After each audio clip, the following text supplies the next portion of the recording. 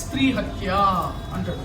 స్త్రీ హత్య అంటే స్త్రీలను హింసించడము, లేదా స్త్రీలు అంటే ఎవరు వచ్చారు? అందులో అందరూ వచ్చారు. ఎవరు? తల్లి, భార్య, చెల్లెలు, అక్క, కూతురు, అంతా.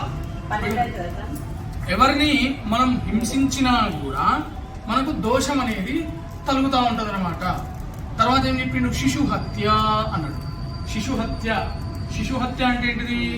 చిన్నపిల్లలను హింసించడము, చిన్నపిల్లలను కొట్టడము. అంటే ఏదో మనము కొడుకును బిడ్డను కొడతాం, అది వేరు. హింసించడం వేరు, అవునా?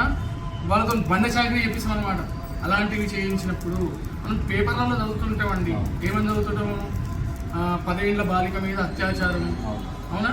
ఇలాంటివి శిశు హత్య చేసినప్పుడు అదొక దోషము. తర్వాత ఏం చెప్పిండు? భూత హత్య. భూత అంటే మనతో పాటు పరిసరాల్లో నివసిస్తున్నటువంటి జంతువులు. అది మనం సంకల్పంలో చెప్పుకున్నాం చూడండి. గో అంటే ఆవు, మహిషి అంటే బర్రె, తర్వాత మార్జాల అన్నాడంటే పిల్లి, సర్ప అన్నాడు సర్పాలు. వీటిని మనము హింసించిన, చంపిన అదొక పాపం తగులుతుంది మనకు. తర్వాత భ్రూణ హత్య అని చెప్పాడు. భ్రూణ హత్య అంటే వివాహమై పిల్లలు పుట్టే యోగ్యత ఉంటుంది, జాతకరీత్యా వాళ్ళకు సంతానం కలిగే యోగ్యత ఉంటుంది. కానీ కొంతమంది ఏం చేస్తారు? మాకు పిల్లలు వద్దు అని పిల్లలు కనరు కొంతమంది. చాలా మందిని చూసాను నేను. తర్వాత మాకు ఎప్పుడప్పుడే పిల్లలు వద్ద ఆపుకుంటారు, అది కూడా దోషమే. తర్వాత అబార్షన్ చేయించుకుంటారు. ఆడపిల్ల పుట్టిందనో, ఇంకేమన్నా ఉందనో, ఇంకేమన్నా అయిందనో చెప్పేసి అబార్షన్ చేసుకుంటారు. దాన్ని భ్రూణ హత్య అంటారు. అది చేసినా కూడా దోషం అవుతుంది. చివరిది బ్రహ్మహత్య. బ్రహ్మహత్యా పాతకం అంటే ఏంటంటే అందులో విశేషంగా బ్రాహ్మణులను నిందించడం.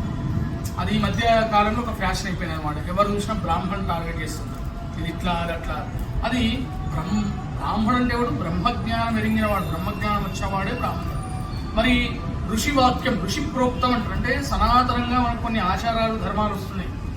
ఇట్లెందుకు పూజ చేయాలి, అట్లెందుకు పూజ చేయాలి అని నింద చేస్తుంది చూడండి. మీరు పంతులకు కావాలని అట్లనే చెప్తారు అని అంటారు. అట్లా కాదు. శాస్త్రంలో ఏం చెప్పిండ్రో మనం అదే ప్రకారంగా చేస్తున్నాం, అంతే. ఇది నా సొంత తెలివి కాదు కదా పూజ. మనకు శాస్త్రంలో ఏదైతే ఇచ్చిరో అదే ప్రమాణంగా పూజలు చేయించుకుంటూ వస్తున్నాం. అట్లా నింద చేసేవాడు పూజలు చేయించుకొని డబ్బులు ఎగ్గొడతారు.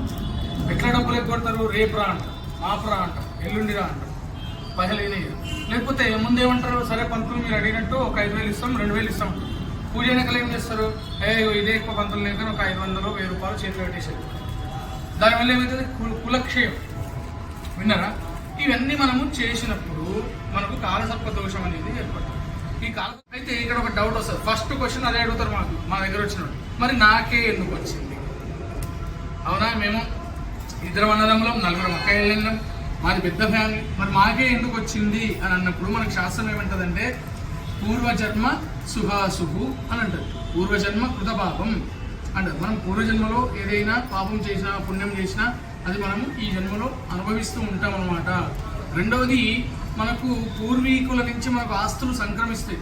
సరే మీరు చంపకపోయినా, నేను చెప్పినవి మీరు చేయకపోయినా, మీ పూర్వీకులు ఎవరో చేసిండు. తాతనే చేసిండో, ముత్తాతనే చేసిండో, వాళ్ళకు పూర్వం ఇంకెవరు చేసిండో మనకు తెలియదు. అయితే అప్పుడు ఏమవుతుంది? మరి వాళ్ళ నుంచి వాళ్ళ యొక్క వారసత్వ ఆస్తులు సంక్రమించినవి మనం భక్తంగా మరి అనుభవిస్తున్నప్పుడు మరి ఇది కూడా ఇది కూడా పాలు పంచుకోవాల్సింది. నాకు వద్దు, నాకు ఆస్తులు కావాలి, భూములు కావాలి, జాగాలు కావాలి, కానీ నాకు ఇలాంటి దోషాలు వద్దు అంటే శాస్త్రం వదిలిపెట్టదు. అవశ్యం అనుభోక్తవ్యం అంటారు. అది ఎట్లయితే అనుభవిస్తున్నావో ఇది కూడా నీవు అనుభవించి తీరవలసినది. విన్నరా? కాకపోతే వారి వారి యొక్క గ్రహస్థితిని, గోచార స్థితిని అనుసరించి కొంతమందికి ఎక్కువ ప్రాబ్లం ఉంటుంది, కొంతమందికి తక్కువ ప్రాబ్లం. కాబట్టి మనం ఏం చేయాలి? భగవంతుణ్ణి నమ్మాలి ముందు. విన్నరా? ఈ భగవంతుణ్ణి నమ్మి విశ్వాసంతో పూజ చేయాలి మనం. అయితే ఈ రకంగా ఉంటుంది. దీన్ని ఏమంటాం? నవనాగ మండలం అంటాం. వారి వారి యొక్క జాతకానుసారంగా ఆ దోషాన్ని బట్టి మనం పూజిస్తాం.